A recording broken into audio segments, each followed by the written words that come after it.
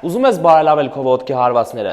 Այսօր հենց այդ օրն է, որովհետև ուզում եմ քեզ հետ կիսվել կարատեի 3 գաղտնիքներով, որոնք կբարելավեն քո հարվածները՝ հավասարակշռություն, արագություն եւ ուժ։ Անկախ նրանից, թե ինչ մարտարվեստով ես զբաղվում կամ ինչ հարված ես կատարելու, այս 3 կետերը արդյունավետ են բոլորի համար։ Եթե պատրաստ ես, արի սկսենք։ Այն 3 կետերը, որոնց մասին ես այսօր խոսելու եմ, վերցված է կարատեից։ Եվ հենց այն է ինձ դուր գալիս կարատեում, որ դու կարողանում ես օգտվել սերունդների ընթացքում փորձով կուտակված իմաստությունից։ Եվ ավելի լավ է օգտվել այն մեթոդներից, որոնք տարիների ընթացքում մշակել են վարպետները։ Քո անցյալի հետ ունեցած կապը կամուրջ է դեպի ապագա։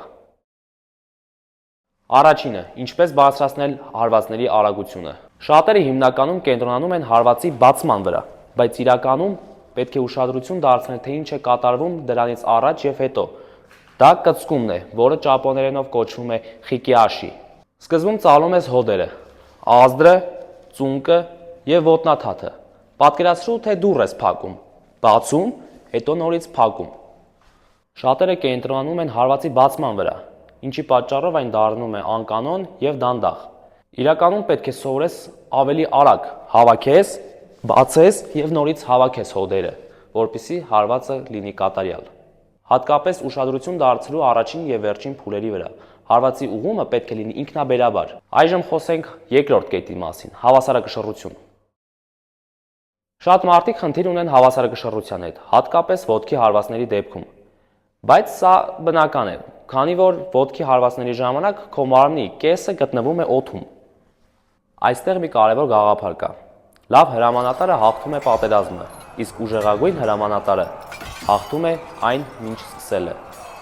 Նույնն էլ հարվածների դեպքում է։ Պետք է կարողանաս հավասարակշռության հզոր հիմք ստեղծես մինչև հարվածի կատարելը։ Ինչպես քաշը տեղափոխիր հենվող ոտքի վրա, այդպես ազատելով քո հարվածող ոտքը։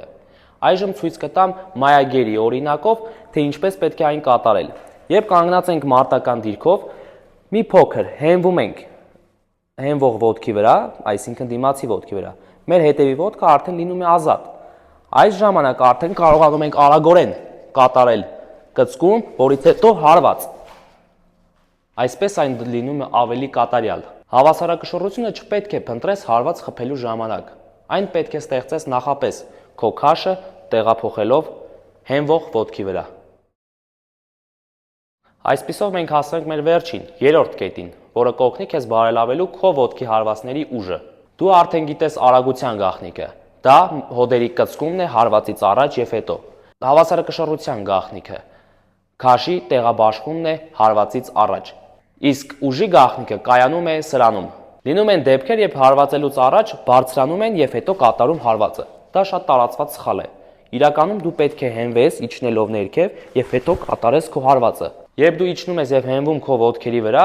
այն քեզ հնարավորություն է տալիս օգտագործելու քո ամբողջ մարմինը։ Դու կարողանում ես օգտագործել նստատեղը, կոնքերը, այլ ոչ թե միայն քո ոտքը։